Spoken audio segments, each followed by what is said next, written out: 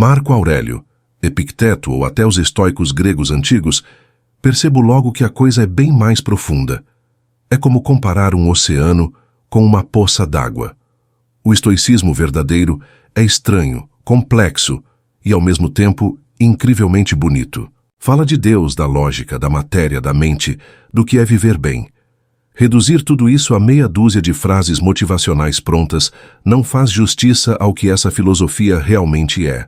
Por isso este vídeo, agora transformado neste roteiro, tem um propósito claro: te dar uma explicação profunda e completa sobre o estoicismo.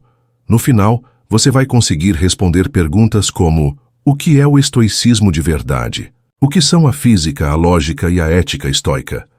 Quem é o tal do sábio estoico?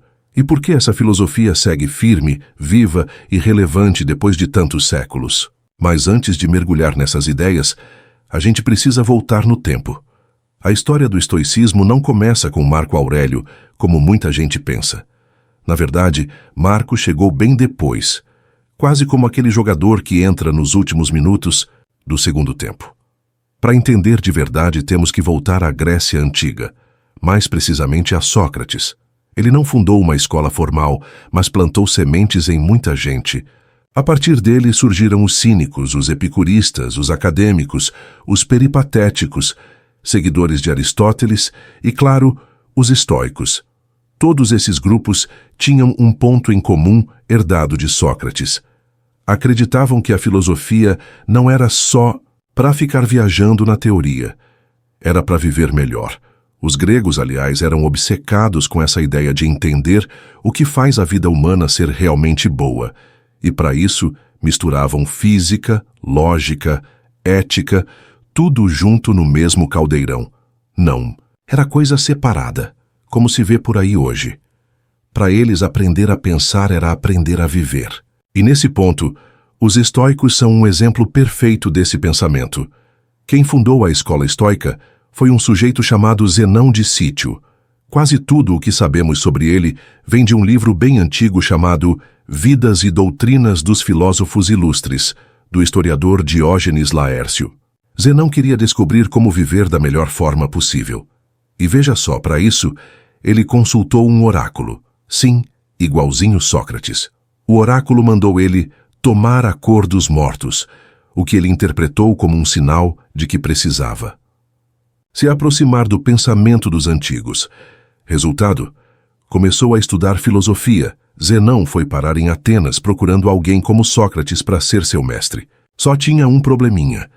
Sócrates já tinha batido as botas fazia tempo, mas Zenão acabou encontrando Crates, um filósofo cínico.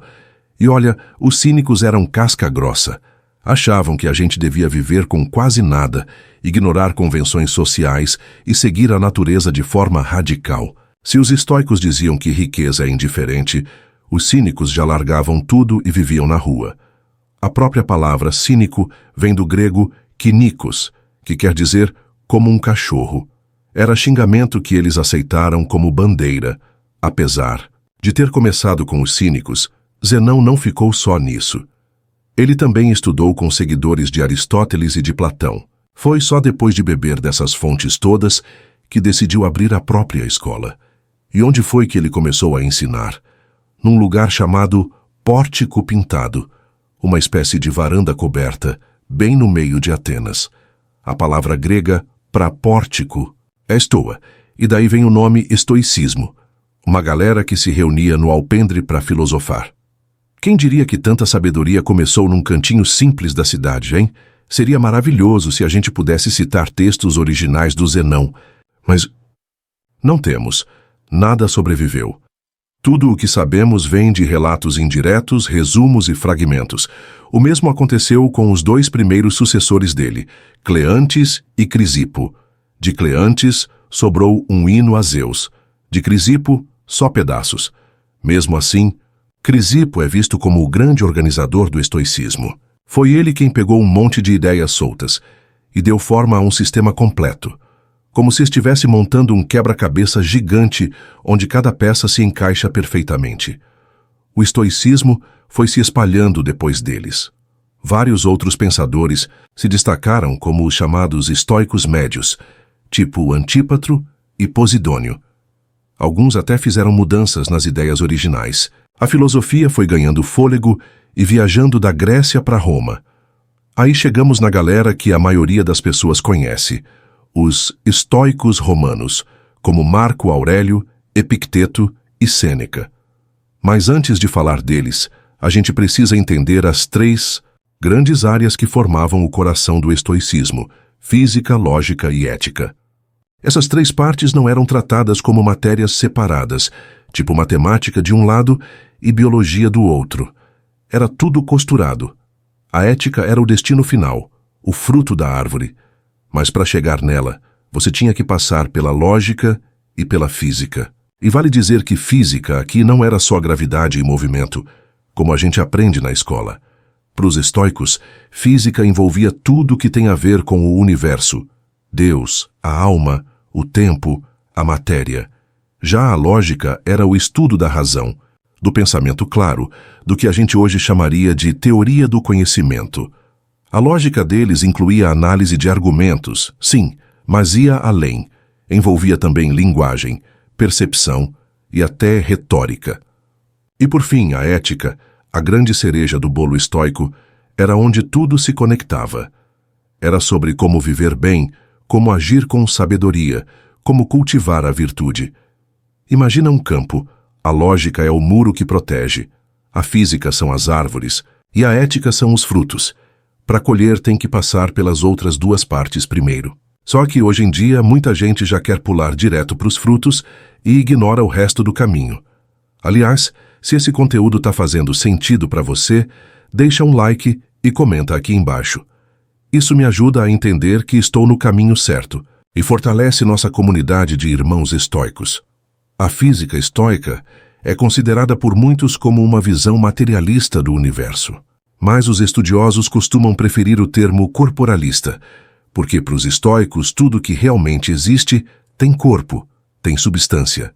Não importa se é uma pedra ou uma ideia como a sabedoria. Tudo tem uma forma, um corpo. Pode parecer estranho, mas para eles até a alma e Deus eram corpos, só que de uma matéria mais sutil. Nada que existe de verdade é imaterial. É uma forma radical de ver o mundo, onde até a razão tem peso e presença. E aí entra um detalhe curioso. Os estoicos diferenciavam existir de subsistir.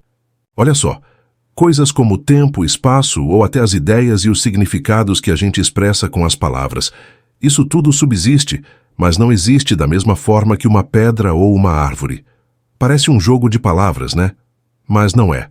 Eles acreditavam que essas coisas abstratas precisavam estar presentes na teoria, mas não ocupavam o mundo físico da mesma forma que objetos com corpo. Era uma maneira de organizar o que é concreto e o que é apenas útil para explicar o mundo. Quando eles analisavam a linguagem, por exemplo, usavam o conceito de lecta, que eram os significados carregados pelas palavras. Os lecta não existem, como uma cadeira, mas subsistem, tipo fantasmas do pensamento. Isso tudo pode soar meio maluco para nós hoje em dia. Muitos filósofos modernos até dizem que essa separação entre existência e subsistência é inútil ou sem sentido. Mas para entender o que os estoicos pensavam, a gente tem que entrar no jogo deles, aceitar as regras e tentar ver o mundo pelos olhos dessa filosofia antiga. No fundo, muitas ideias da física estoica seguem o padrão das antigas tradições gregas. Eles também acreditavam nos 4 elementos: fogo, água, terra e ar. Mas o que realmente diferencia os estoicos é a noção de que toda a realidade é feita por 2 princípios, o ativo e o passivo. O princípio ativo é Deus, ou o Logos, uma espécie de razão divina que age sobre o mundo. E o princípio passivo é a matéria pura, a massa bruta do universo. O ativo molda, organiza, dá forma. O passivo é o que é moldado. É como um oleiro modelando o barro. Só que Deus, ou esse princípio ativo, age sobre o mundo através do que eles chamavam de pneuma, que significa sopro, alento, uma espécie de energia vital que penetra e sustenta tudo.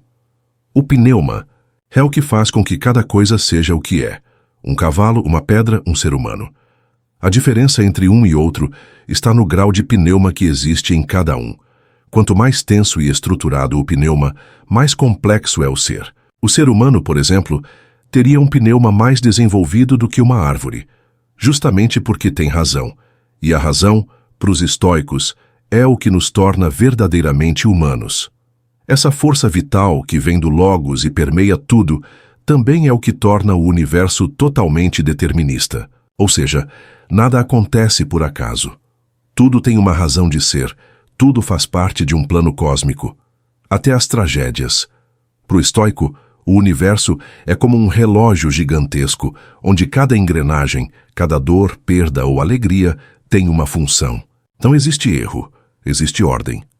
Uma ordem que a gente nem sempre entende, mas que existe. E aí começa a brilhar aquela ideia estoica de aceitar o destino com serenidade. Afinal, se tudo é regido por uma inteligência superior, quem somos nós para reclamar? Os estoicos não viam Deus como um velhinho de barba sentado numa nuvem. Nada disso. Para eles, Deus era o próprio sopro que move o mundo, a razão que mantém tudo em equilíbrio, a alma do universo. Às vezes, chamavam esse princípio de Zeus, outras vezes de Logos, que em grego quer dizer palavra, razão, estrutura. Essa ideia do Logos, aliás, acabou influenciando até a Bíblia. Lembra da frase, no princípio, era o verbo. Pois é, o verbo ali é Logos.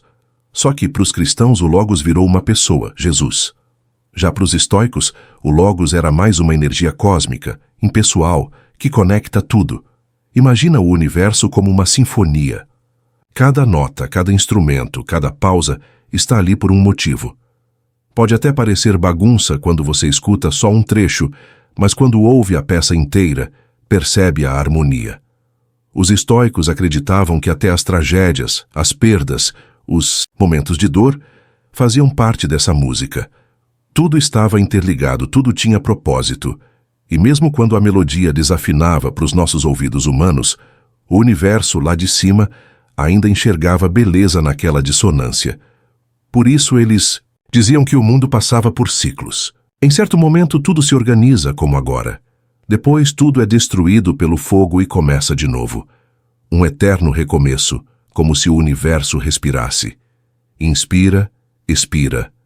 Cria, destrói. Mas será que esses ciclos são idênticos? Será que, no próximo, você vai estar aí lendo esse mesmo texto e eu aqui escrevendo tudo de novo do mesmo jeitinho? Os estoicos não batiam o martelo. Pode ser que sim, pode ser que não. Mas a ideia de repetição trazia um certo consolo. O que parece fim pode ser só o começo de novo. O importante é entender que, para os estoicos, tudo é corpo. Tudo é causa, tudo é efeito. Nada escapa da influência do Logos, nada escapa do destino. E aqui entra um ponto fundamental. Não é que a gente seja marionete sem vontade, mas sim que o universo já tem um roteiro, e cabe a nós, seres racionais, dançar conforme essa música, aceitar, fluir, não lutar contra a correnteza, mas remar junto com ela. Isso não é se render, é sabedoria, é viver em paz com a realidade. Essa confiança no universo aparece com força nos escritos de Epicteto, especialmente quando ele fala sobre a providência. Ele não argumenta se Deus existe ou não. Ele parte do princípio que sim. Para ele era óbvio. Zeus cuidava de tudo, nos mínimos detalhes. E o sábio, aquele que realmente entende isso, vive com gratidão. Mesmo quando leva um tombo, ele agradece, porque sabe que aquilo também faz parte do plano. É como um ator que confia no diretor. Pode até não entender a cena agora, mas sabe que tem sentido no filme todo. Esse jeito de pensar mexe com a gente, porque no fundo, quem nunca se perguntou por que isso está acontecendo comigo? Os estoicos não prometem que tudo vai ser fácil, mas te convidam a olhar para os acontecimentos como parte de algo maior. E isso muda tudo. Quando a gente para de brigar com a realidade e começa a entender que até o caos tem lógica, a vida ganha outra cor. Não é sobre aceitar passivamente, mas sobre agir com consciência, com presença, com virtude. Hoje em dia, quando a gente ouve lógica, já pensa em matemática, argumento, silogismo. Mas para os estoicos, a lógica era muito mais que isso. Era quase como uma lente de ver o mundo com clareza. Ela englobava a forma como a gente pensa, fala, percebe, aprende e até se convence das coisas. Filosofia da mente, linguagem, teoria do conhecimento, tudo isso fazia parte do pacote. A lógica era a base que preparava o terreno para agir com sabedoria. Era como afiar a espada antes da batalha. E a batalha, no caso, era a vida. Um dos conceitos mais fortes que surgem dessa parte da lógica é o do sábio estoico. E aqui tem um detalhe interessante. Nas versões modernas do estoicismo, esse sábio quase nunca é mencionado, talvez porque pareça inatingível. Mas na filosofia original, ele era o grande norte. O sábio era aquele que enxergava o mundo como ele realmente é, sem se deixar enganar por ilusões, paixões ou julgamentos precipitados. Ele não erra, não vacila, age com certeza, fala com clareza e pensa com profundidade. Para explicar isso de forma simples, Zenão usava as mãos. Ele abria a mão com os dedos esticados e dizia: aqui está uma impressão da realidade. Depois fechava o punho. Agora temos compreensão. E então, apertava esse punho com a outra mão bem forte. Isso é o conhecimento do sábio. Um gesto simples, mas que diz muito. A mente comum percebe o mundo, mas o sábio segura essa percepção com firmeza, porque sabe o que ela significa. Ele não apenas vê, ele entende. E essa compreensão profunda é o que guia suas ações. Outro pensador que falou lindamente sobre o sábio foi R.J. Hankinson. Ele dizia que o sábio estoico nunca erra. Ele entende a estrutura divina do universo, que é o mesmo que o destino, que é o mesmo que a vontade de Zeus. E por entender tudo, ele molda a própria vontade para combinar com a vontade do cosmos. Isso não é se anular, é se alinhar. É como um rio que corre sem bater nas pedras, porque aprendeu a seguir o leito da terra. A sabedoria, nesse caso, é aceitar o caminho com serenidade e firmeza. O estudioso A. Long também descreve o sábio como alguém que nunca titubeia. Ele não apenas diz coisas verdadeiras. Ele sabe por que são verdadeiras. Ele tem fundamentos para tudo o que acredita, e justamente por isso não precisa de aprovação externa, nem teme críticas. Ele sabe que está certo, porque seu conhecimento vem da lógica das causas, da estrutura invisível que comanda o universo. Ele não se ilude com aparências. Ele vê a essência. Ele não reage por impulso. Ele age com clareza. E isso, para um estoico, é liberdade. É por isso que a lógica estoica não era só teoria fria. Ela era um treino para a alma, um exercício de percepção e autocontrole. Ela preparava o terreno para a ética, que é onde tudo deságua. Porque, afinal, de que adianta saber o que é certo se você não consegue colocar isso em prática? A lógica afina o olhar. A física explica o palco. Mas a ética é o ato. É a hora de subir e representar bem o seu papel. E é aí que o estoicismo brilha com mais força. A ética estoica é, sem dúvida, a parte que mais toca as pessoas. É prática, direta, útil. Quando você lê Epicteto ou Marco Aurélio, você sente que aquilo ali pode mudar sua vida de verdade. Mas tem um detalhe que muita gente esquece. Essa ética não surgiu do nada. Ela é o topo da montanha, mas para chegar lá tem todo um caminho. Física e lógica. É como querer colher fruta sem plantar a árvore. Os estoicos construíram uma base sólida antes de dizer como a gente deve agir. O núcleo da ética estoica é a virtude. E o que é virtude? É viver em harmonia com a natureza. Mas não qualquer natureza, a natureza racional do ser humano. Porque, para eles, a gente não é só carne e osso. A gente é razão. E viver bem é viver de acordo com essa razão. Só que, para fazer isso, você precisa entender o mundo. Precisa saber como as coisas funcionam. E é aí que física e lógica entram como mapa e bússola. Você não pode agir, certo, se não sabe para onde está indo. Para agir com virtude, você tem que saber quem você é e o que você está fazendo aqui. E os estoicos diziam que o ser humano é um ser racional e social. Ou seja, pensar com clareza e viver em comunidade. fazem parte da nossa essência, e mais, a natureza, com N maiúsculo, não é um caos aleatório. Ela é boa, é guiada por um propósito, por uma inteligência cósmica. Esse conceito de providência divina aparece com força nos textos estoicos. Para eles, nada foge ao plano da natureza, mesmo quando as coisas parecem ruins para a gente. Cleantes, o segundo mestre da escola, escreveu um hino lindo para Zeus, onde ele diz que nada acontece na terra, no céu ou no mar sem a permissão de Deus. E mais, que até as ações tolas dos homens podem ser usadas pela razão divina para transformar o mal em bem. A metáfora que ele usa é linda, como se Deus soubesse harmonizar até o que soa desafinado. É como se a natureza pegasse nossas falhas e transformasse tudo em parte de uma melodia maior, um símbolo poderoso de equilíbrio. Essa forma de ver o mundo continua viva em Marco Aurélio. Nas meditações, ele mostra como lida com gente difícil e situações dolorosas. Quando alguém faz algo ruim para ele, Marco pensa: essa pessoa está agindo assim porque não entende a realidade.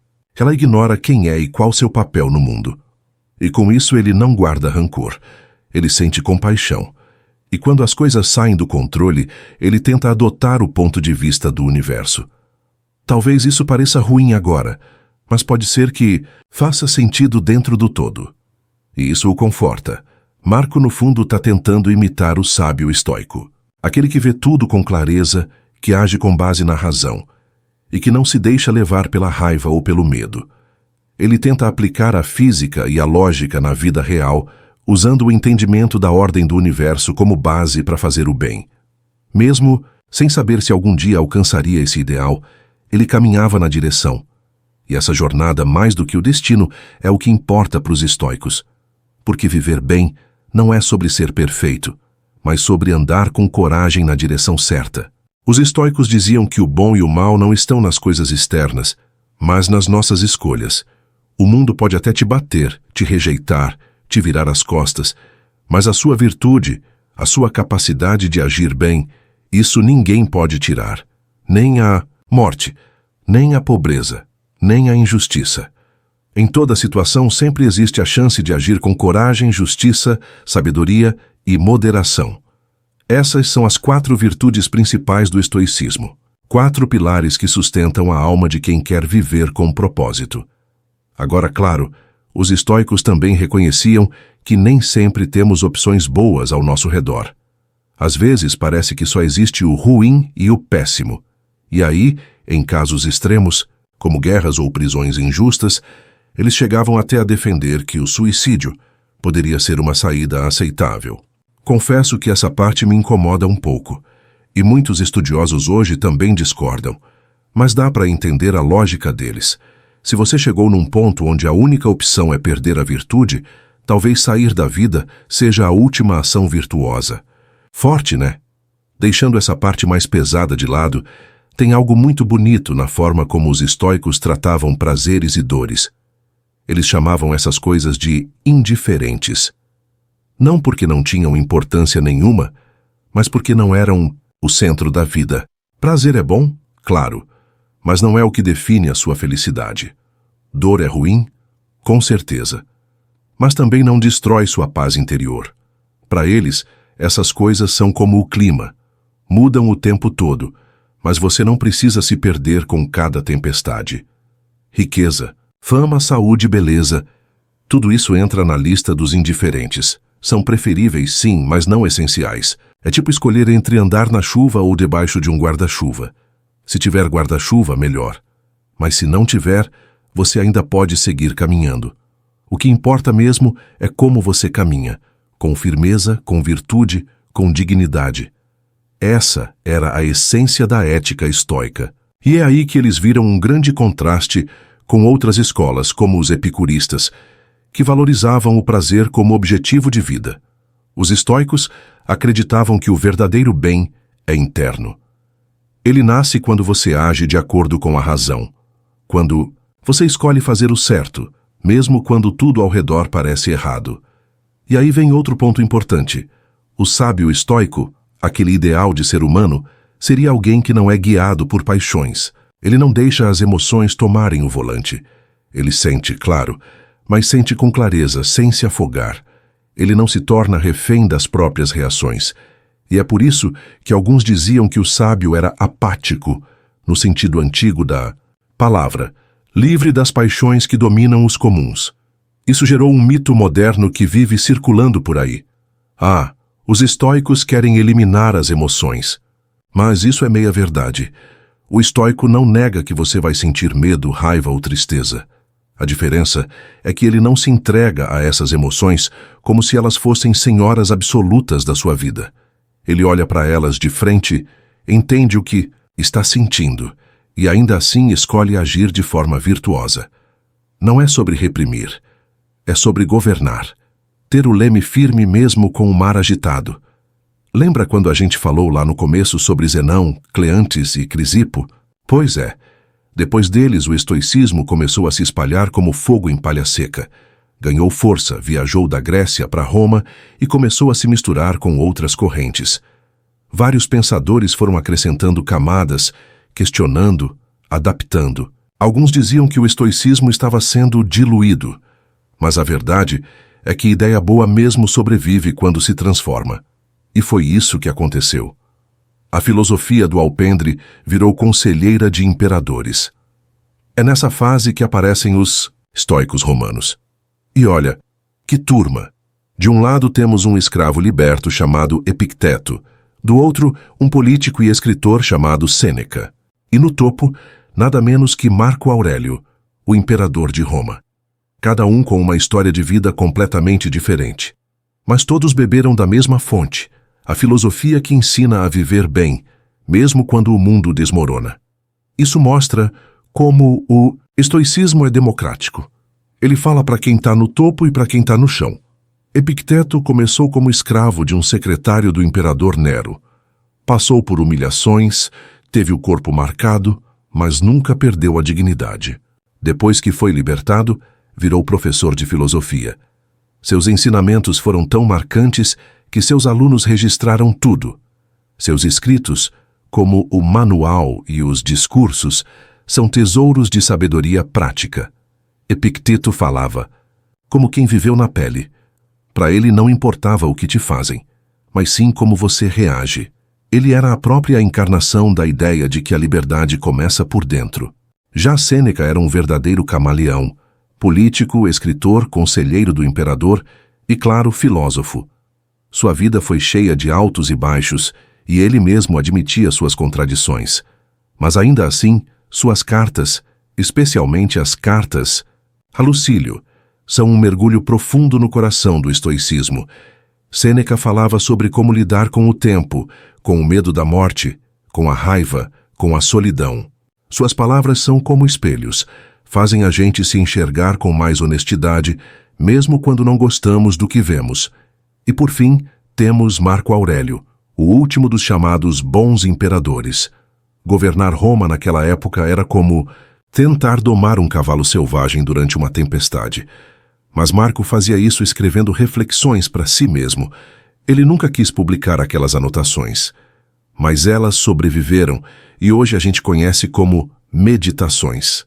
Ler esse livro é como invadir o diário de um homem poderoso, tentando não perder a alma.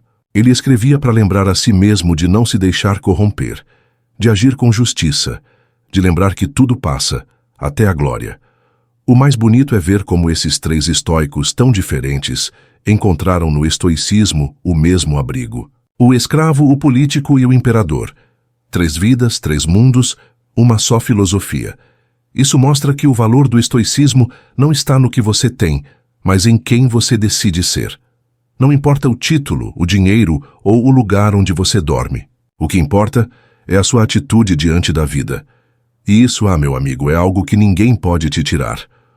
Musônio Rufo, o mestre de Epicteto, também merece destaque.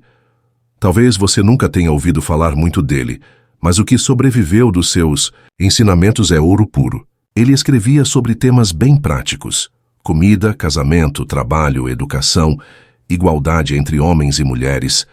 Nada de discurso pomposo ou abstrato. Ele queria que a filosofia fosse vivida, não só debatida, e defendia que todo ser humano racional tem o dever de buscar a virtude, Não importa o gênero, a classe ou a situação da vida.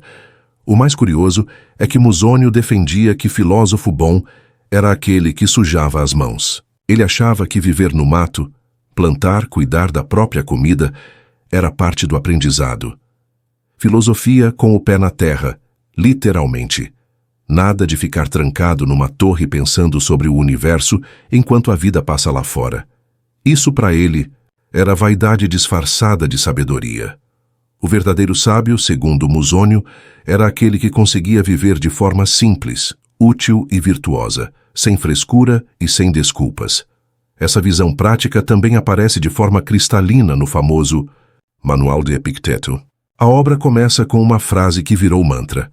Algumas coisas estão sob nosso controle, outras não. E aí vem a divisão. Estão sob o nosso controle os nossos julgamentos, desejos, aversões, ações, ou seja, tudo o que é interno. Não estão sob o nosso controle o corpo, os bens materiais, a fama, o que os outros pensam, tudo aquilo que pertence ao mundo externo. Essa simples distinção é como um mapa para navegar a vida sem se perder no meio das ondas. É o que os modernos chamam de dicotomia do controle, e muitos estoicos contemporâneos baseiam toda a sua prática nisso. Porque, convenhamos, quantas vezes a gente sofre por tentar controlar o que não pode? Quantas vezes a gente gasta energia tentando mudar a cabeça dos outros, o clima, o passado, ou até mesmo o destino? Epicteto te convida a parar de bater cabeça contra a parede. Foca no que depende de você. Solta o resto. Isso não é fraqueza, é inteligência emocional. Claro que essa ideia se apoia em conceitos de física e lógica, mas o texto do manual é direto. É ética pura, do início ao fim. E isso mostra o quanto a visão estoica foi mudando com o tempo. Antes a ética vinha depois da lógica e da física. Agora ela vem na frente, porque é o que pega de verdade, o que ajuda no dia a dia. É a filosofia da virada de chave, do opa, agora entendi. É o tipo de ensinamento que você lê e já pensa, nossa, isso serve para mim, agora. E aqui entra um ponto importante. O que a gente chama de estoicismo hoje é em grande parte uma releitura moderna baseada quase que só na ética. Muita gente nunca nem ouviu falar em lecta, pneuma ou providência divina. E tá tudo bem. Porque o estoicismo sobreviveu justamente por ser adaptável. Como uma árvore que cresce com o tempo, mas mantém suas raízes firmes. O que importa é que os frutos continuam alimentando quem busca viver com mais clareza, equilíbrio e coragem. É claro que essa redescoberta do estoicismo não começou ontem. Se você olhar para trás, vai ver que filósofos e escritores de várias épocas beberam dessa fonte.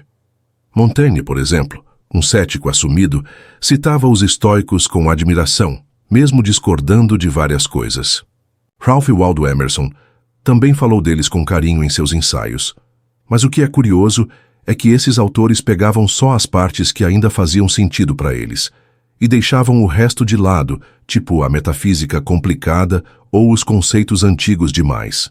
Hoje em dia temos nomes como Ryan Holiday, Massimo Pigliucci, Donald Robertson, todos tentando traduzir o estoicismo para a vida moderna. O foco deles, ética, só ética.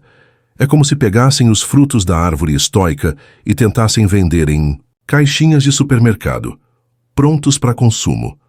Nada de raízes, nada de galhos tortos ou folhas secas. Só a parte bonitinha. E vamos ser honestos, isso tem um lado bom e um lado perigoso.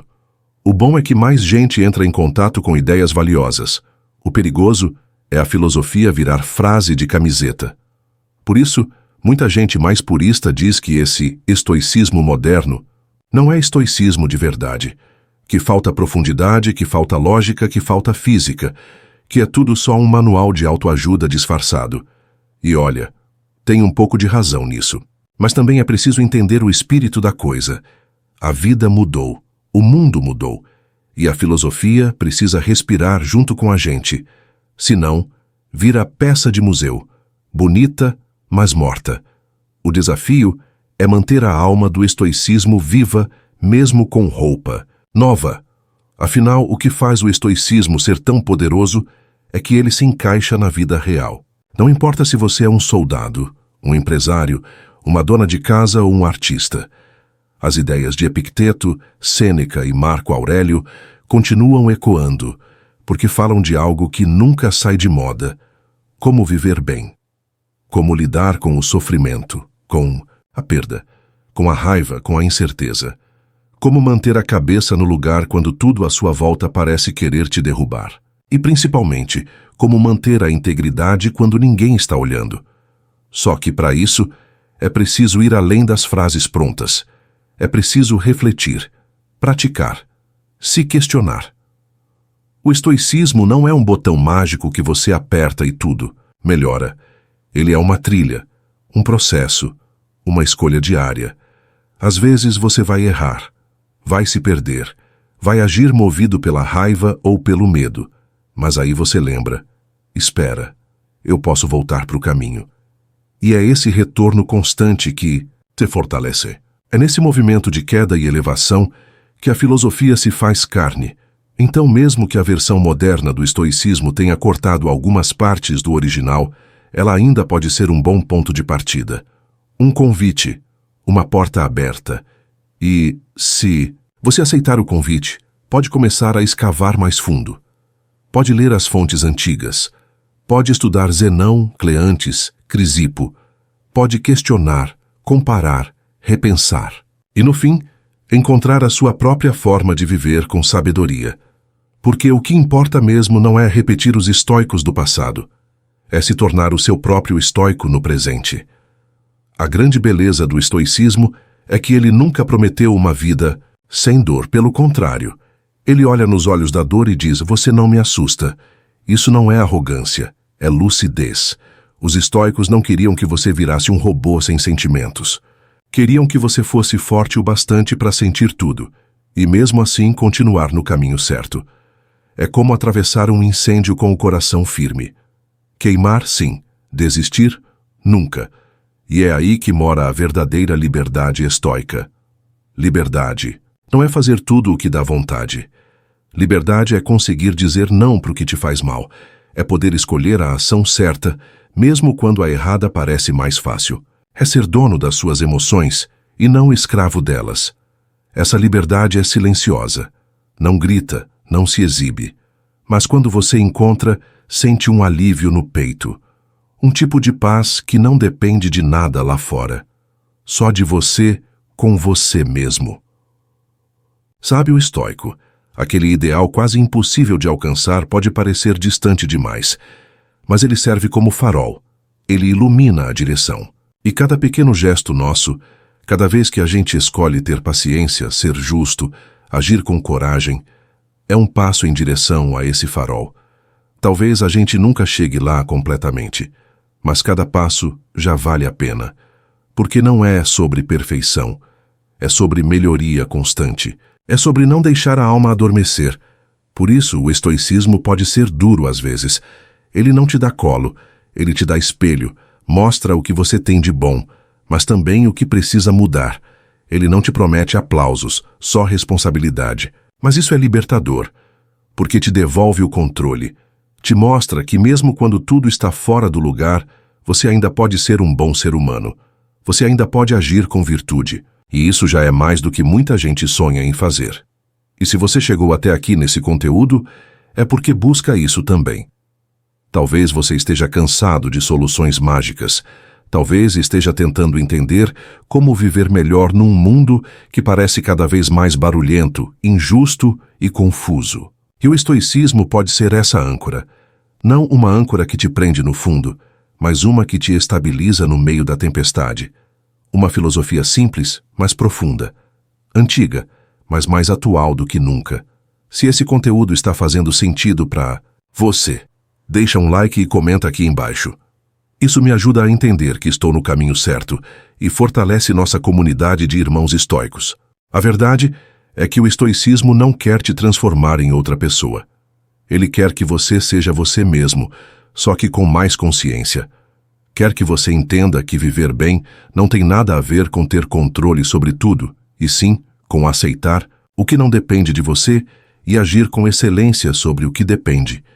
Ele te ensina a não fugir da dor, mas a atravessá-la com dignidade, a não correr atrás de prazer a qualquer custo, mas a buscar significado em cada passo.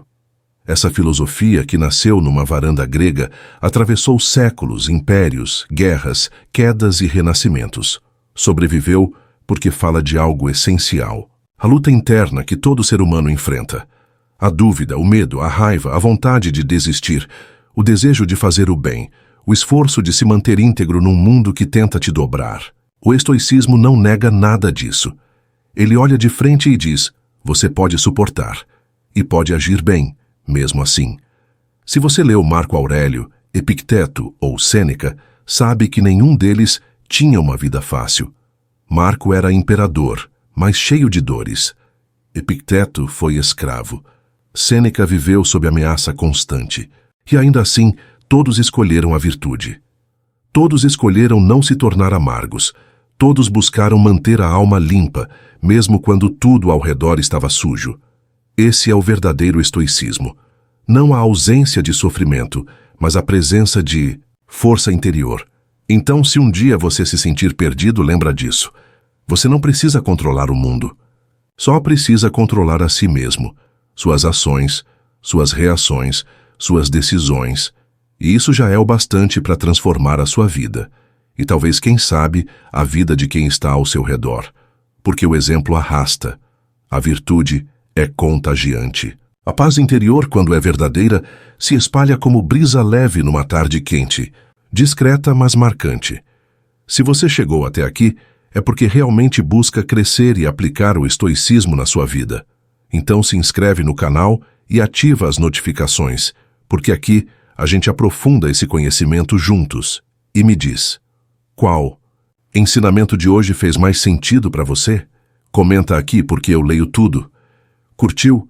Se inscreva no canal, deixe seu comentário e compartilhe. E lembra, irmão estoico, não espere por condições perfeitas. Comece onde está, com o que tem, e avance com determinação.